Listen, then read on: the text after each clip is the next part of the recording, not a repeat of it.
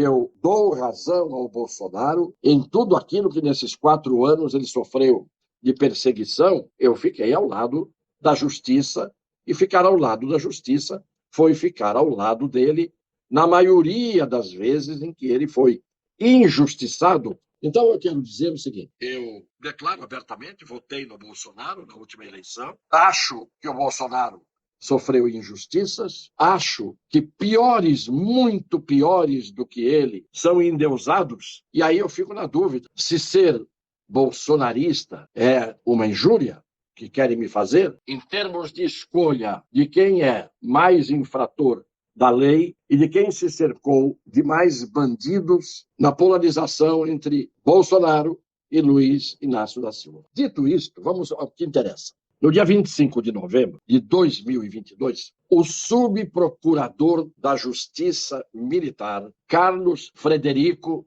Oliveira Pereira, ele enviou um ofício, ele assinando um ofício redigido por ele, ao Procurador-Geral da Justiça Militar. O que ele fez?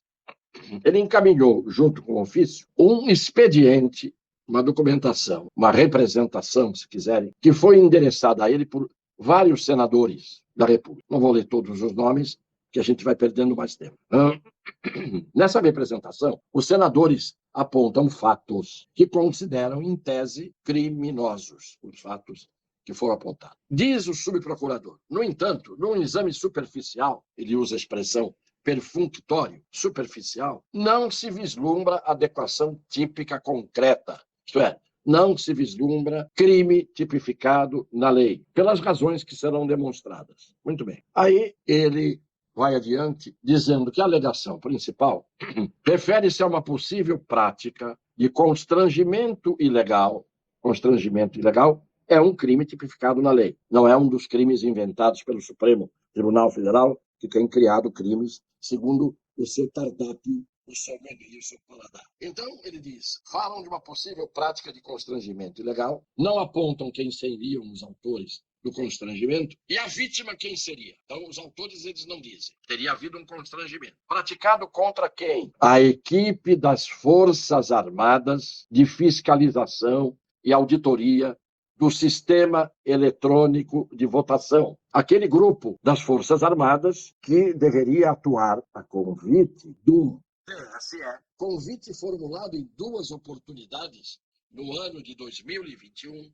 Em 2021, 2 vezes em setembro e em dezembro, o TSE convidou as Forças Armadas para integrarem a Comissão de Transparência. Para o quê? Para a fiscalização, como eu já disse, e auditoria do sistema eletrônico de votação. Muito bem. Esta fiscalização foi criada pela portaria de 2 de agosto de 2022, essa última. A base da narrativa assenta-se do não atendimento de diligências solicitadas pela equipe do Ministério da Defesa, por ocasião da fiscalização do sistema eletrônico. O segundo motivo, portanto, a equipe de fiscalização das Forças Armadas se comunicou com o Ministério da Defesa, o Ministério da Defesa pediu atendimento de diligências, providências. O segundo motivo da documentação que os senadores mandaram para esse subprocurador, e ele está referindo isso no ofício que ele mandou para o Procurador-Geral, é a possível interferência de empresas estrangeiras no processo eleitoral. Presta atenção agora,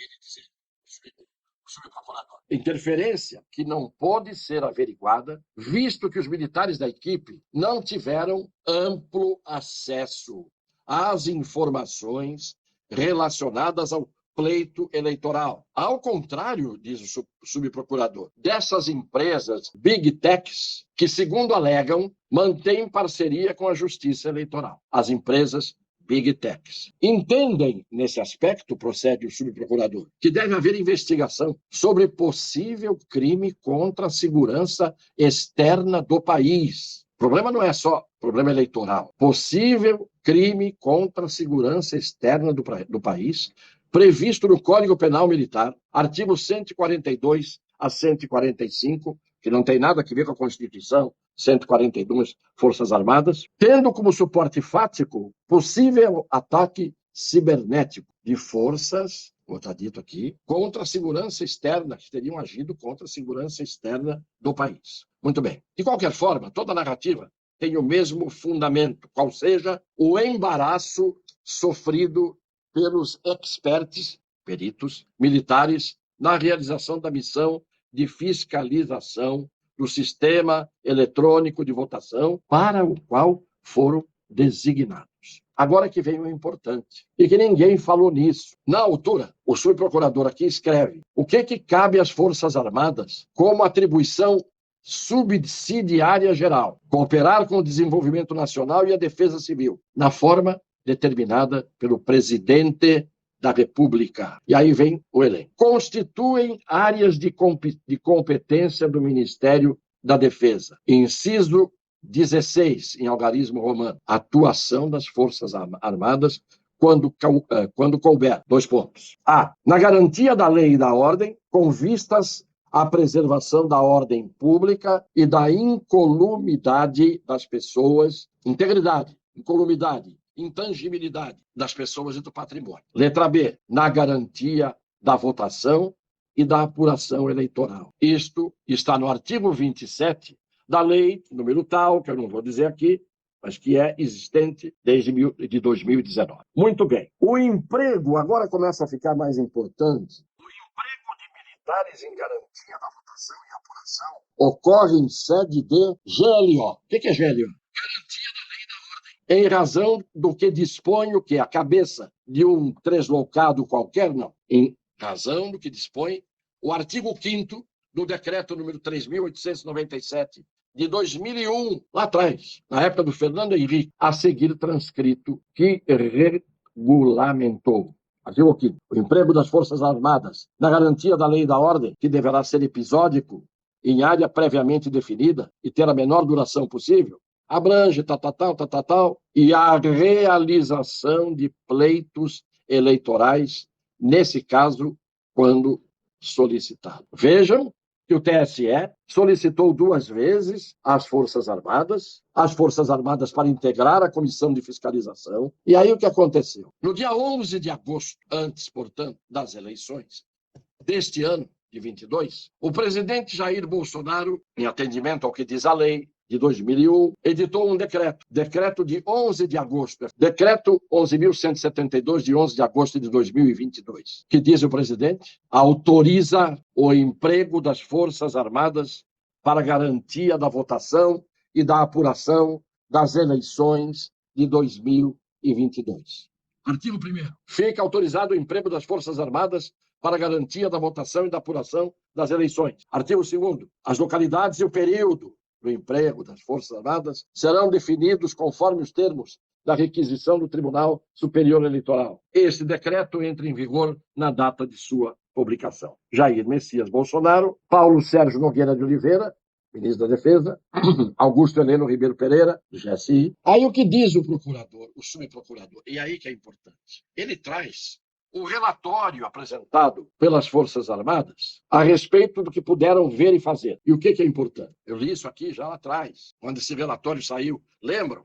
Quando saiu o relatório do Ministério da Defesa, enviado ao TSE, e o TSE não tomou conhecimento do relatório, e pura e simplesmente, o relatório, desculpem, não fedeu e nem cheirou. E o que eles dizem? Houve risco à segurança na geração dos programas das urnas eletrônicas, devido à ocorrência de acesso dos computadores à rede do TSE durante a compilação do código-fonte.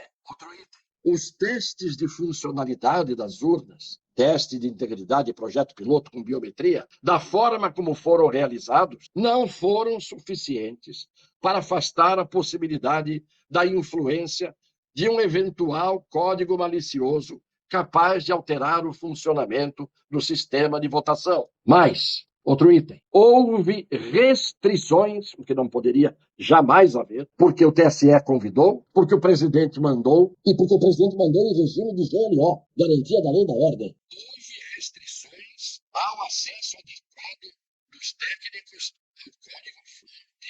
E as bibliotecas de software desenvolvidas por terceiros, inviabilizando o completo entendimento da execução do código que abrange mais de 17 milhões de linhas de programação. Em consequência dessas constatações e de outros óbices elencados no relatório, não é possível assegurar que os programas que foram executados nas urnas eletrônicas estão livres de inserções maliciosas que alterem o seu funcionamento. Por isso, o Ministério da Defesa solicitou ao TSE, com urgência, a realização de uma investigação técnica sobre o ocorrido na compilação do código-fonte e de uma análise minuciosa dos códigos que efetivamente foram executados nas urnas eletrônicas, criando-se, para esses fins, uma comissão específica, solicitação das Forças Armadas, de técnicos renomados da sociedade e de técnicos representantes das entidades fiscalizadoras. E no final termina o documento do Ministério da Defesa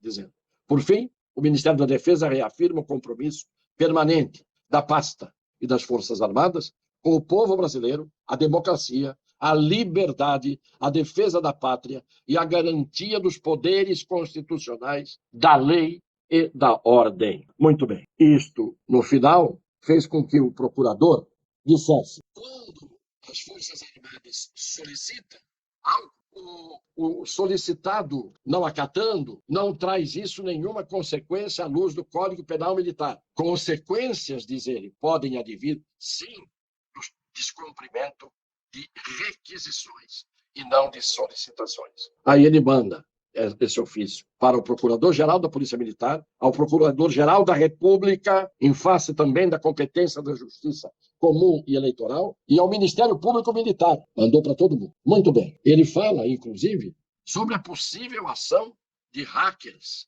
Ele fala, inclusive, de a situação de hoje demanda muito além do nível de segurança pessoal e patrimonial, pois existe a possibilidade real de ataque cibernético, guerra híbrida, situação que só eles têm treinamento, os militares, adequado para o enfrentamento. A interferência eleitoral é exemplo claro de guerra híbrida, como aconteceu no conflito Rússia e Ucrânia. Portanto, um documento de extrema seriedade, mandado para o TSE, o TSE ignorou.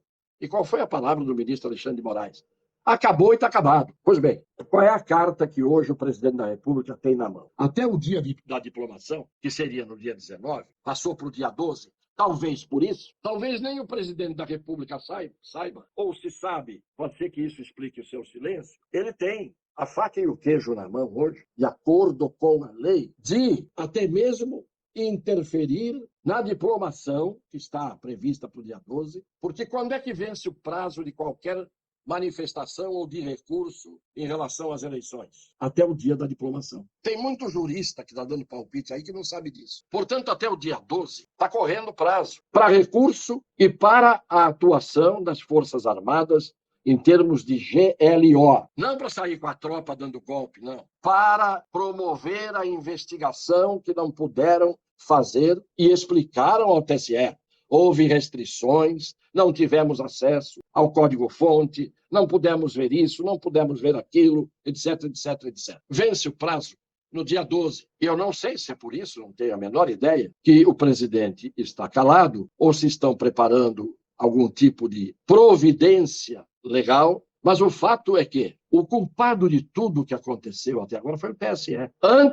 Muito antes das eleições, durante todo o processo da eleição, do sistema que envolveu o processo da eleição, pelas falas dos ministros, pelo partido que tomaram, por tudo isso. Mas principalmente porque convidaram os técnicos que mais poderiam dar respostas na fiscalização e ignoraram o que os técnicos disseram, ignoraram as providências que os técnicos pediram, não fizeram a comissão que tinha que ter o dever, eles tinham o dever de aceitar a fórmula da ampliação das investigações, até não haver mais dúvida nenhuma.